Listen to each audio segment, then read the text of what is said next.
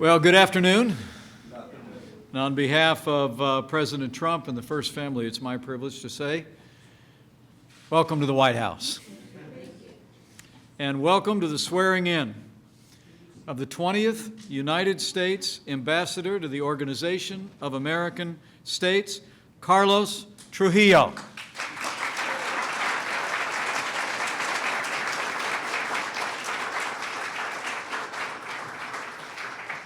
Before I begin, let me just speak a few words from my heart about a tragic incident that occurred earlier today. I want to take a moment to address the crash involving the Puerto Rico Air National Guard C-130 that went down outside Savannah, Georgia. First responders are on the scene. We'll continue to monitor developments. But allow me to express the deepest sympathies of the First Family and my family, to all the families of these brave Americans, and to all the courageous airmen who serve with them in the Puerto Rico National Guard. You are all on our hearts and will remain in our prayers. But thank you all for being here for this special occasion. And Carlos, I'd like to begin today by welcoming your wonderful family, without whom I'm sure you would not be standing here today. So join me in welcoming our new ambassador's wife, Carmen, and Carlos, Isabella, Juan Pablo, and Felipe. Give them a round of applause.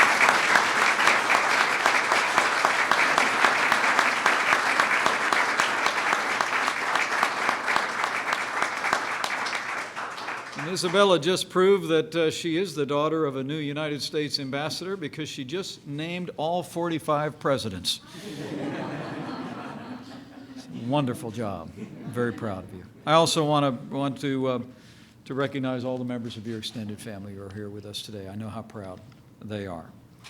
Under President Donald Trump, the Western Hemisphere is a key priority for the United States of America, because the security and prosperity of our region directly affects the security and the prosperity of the American people. And our new ambassador, Carlos Trujillo, the President has chosen a principled leader who we know will ably represent the United States and our interests at the Organization of American States. Carlos, you bring to this new role a wealth of experience and a proven record of service to this nation. Growing up in Florida, the son of Cuban parents, you've seen firsthand how the fortunes of our neighbors across the wider region influence our own nation. Your hometown of Miami, known as the Gateway to the Americas, is, in every sense, a melting pot of different cultures and traditions. It reflects the rich tapestry of the Western Hemisphere. For the better part of a decade, you've served the good people of your city and state. Graduating from law school, you spent 4 years as assistant state attorney in the Miami-Dade County State Attorney's Office. From there, you founded your own legal practice, but in 2010, you stepped up once more to represent your hometown, and you've served with distinction in the Florida House of Representatives ever since. From the first time he met you, President Trump recognized your leadership. And for the past few months, as a reflection of that, you've served as a special advisor at the U.S. mission of the United Nations. And now you've taken a much larger role, a role that's vitally important to the life of our nation, in our hemisphere, and in the world. The Organization of American States, which celebrated the 70th anniversary of its founding only 2 days ago, brings together the United States and essentially every nation from across the Western Hemisphere. In this forum, it will be your responsibility to represent our nation and to forge stronger partnerships in the pursuit of America's interests. This is of vital importance to our administration. 2 weeks ago, you and I first met in Lima, Peru, at the 8th Summit of the Americas, where I spoke to the members of the Organization of American States about the United States priorities for the region. I'll be reiterating that message alongside you once again at OAS headquarters this coming Monday. Under President Trump, as you know, Carlos, the United States seeks to forge stronger and more balanced trade relationships across the region. We believe the spread of prosperity beyond our borders benefits our people and benefits our hemisphere. We've already made good progress in recent months with many of our allies across the region, and we'll look forward to working with you to continue to advance America's economic interests. We also seek to strengthen our security partnerships in the Western Hemisphere. The interconnected dangers of illegal drugs, illegal migration, human trafficking, rising crime increasingly threaten the well-being of our people. And so we are committed, and it will be much of your task to work with our allies across the region to root out corruption, the corruption that spreads misery and instability and compromises the values of this hemisphere of freedom. And finally, the United States is committed to see to it that this is a hemisphere of freedom. As you know, the Charter of the Organization of American States reads, and I quote, "The historic mission of America is to offer a land of liberty." The Western Hemisphere has made great progress toward this goal, but as we all know, we still have much work to do. In recent weeks, the government of Nicaragua has brutally repressed its own people by raising their voices in peaceful protest. In Cuba, the Castro name may be fading, but its legacy of tyranny lives on and hangs over that country like a cloud, darkening the future of all who call that island home. And in Venezuela, under the rule of the dictator Nicolas Maduro, a once flourishing democracy has disintegrated into dictatorship, and what was once perhaps the most prosperous nation in South America has become one of its poorest. In light of these many challenges, President Trump has made our nation's policy clear. We will stand with all who yearn for liberty, and we will stand up to their oppressors.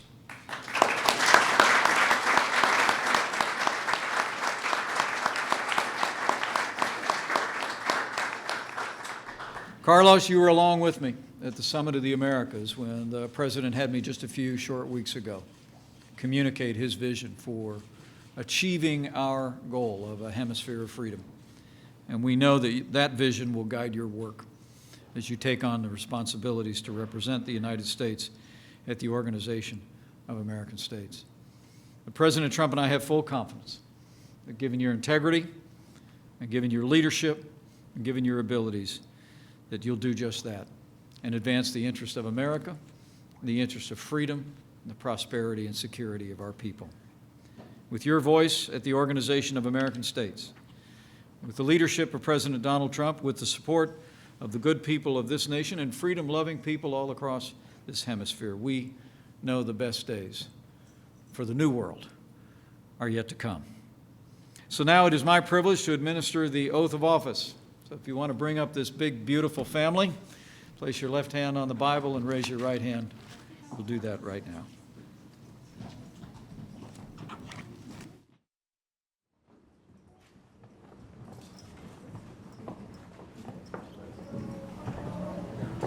I, Carlos Trujillo, do solemnly swear I, Carlos Trujillo, do solemnly swear that I will support and defend the Constitution of the United States that I will support and defend the Constitution of the United States against all enemies, foreign and domestic, against all enemies, foreign and domestic, that I will bear true faith and allegiance to the same, that I will bear true faith and allegiance to the same, that I take this obligation freely, that I take this obligation freely, without any mental reservation without any mental reservation or purpose of evasion, or purpose of evasion, and that I will well and faithfully discharge the duties and that I will well faithfully discharge the duties of the office upon which I'm about to enter.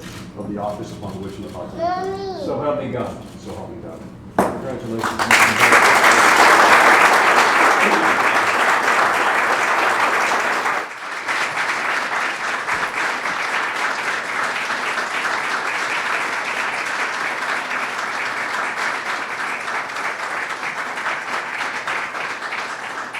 Ladies and gentlemen, it is my honor to introduce to you the United States Ambassador to the Organization of American States, Ambassador Carlos Trujillo.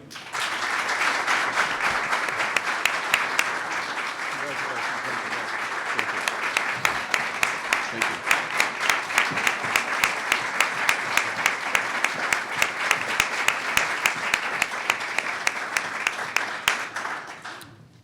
Thank you, Vice President Pence. It's truly an honor to be here before a lot of my friends and family today, and especially with you administering the oath. It really means a lot to me and a lot to my family.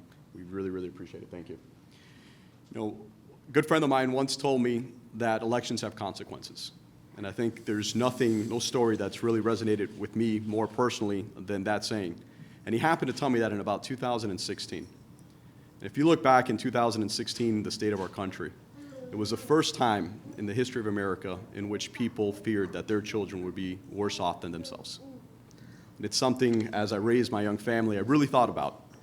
And I watched the presidential election cycle more than anyone I've seen in the past, and seeing the campaign of President Trump and now Vice President Pence.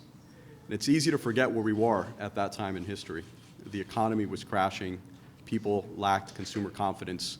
And if you look specifically at the Western Hemisphere, where we were entering into an Iran deal that the majority of Americans rejected. We weren't standing with the people of Venezuela.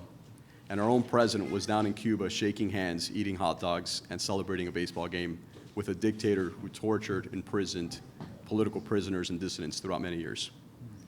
And then the election happened. And America had a renewed faith.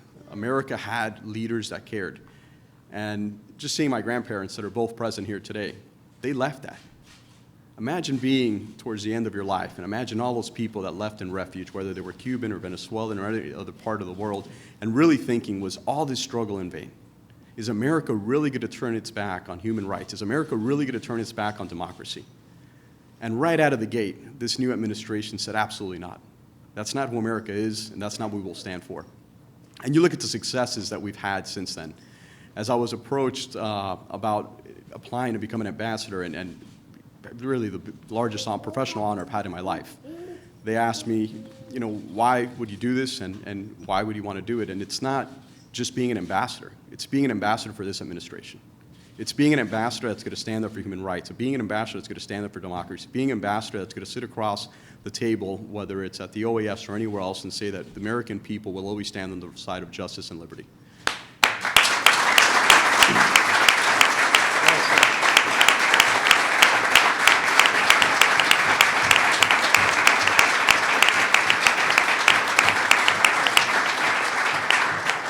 And I can tell you, Vice President Pence, I've never felt more proud than sitting there in Lima. And as we're sitting in the room, it's a plenary of all these different leaders from all across the Western Hemisphere. And you hear people, Evo Morales and some of these people, just attacking American democratic values.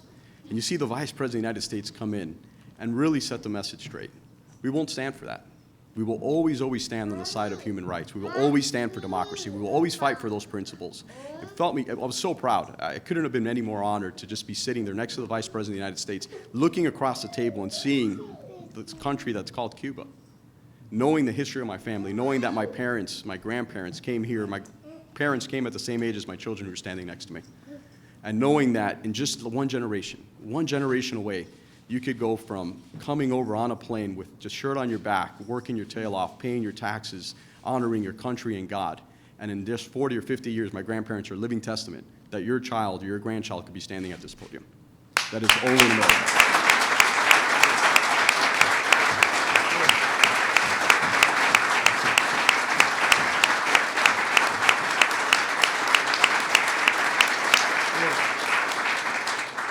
There's a lot of people that have helped me throughout the way, and I really want to thank my grandparents who are here today. It's a real honor that they're both here living, watching this. My grandmother who's at home and my other one who's in heaven. My parents who are here, a lot of my immediate friends and family. And when you have these small events, these intimate events, you really reflect on your life. And I think a lot of the people here are different chapters of my life. Some are my closest friends since when I was a child. Some of my friends that I made across the way in college, some people I went into business with and have become very, very good friends. Some people who I had the honor of serving in the Florida House with. Some people who were supporting me and mentoring me and coaching me and encouraging me throughout my entire life. And some new friends that I've made in my limited time working here in the Western Hemisphere. But you're all very, very special. And I know that I wouldn't be half the person, half the husband, half the father, half the American that I am without your support, and I'm really, really appreciative for that. And lastly, I want to thank my wife. I know when the opportunity presented itself of moving to Washington, D.C. with 4 young children and not many schooling options or anything else, not one time did she tell me, we can't do that. When she said, you could serve your country and you could honor this administration, you could honor a country that has done so much for my family in particular and so much for Americans and people across the world. It was never no, it was when can we start? So Carmen.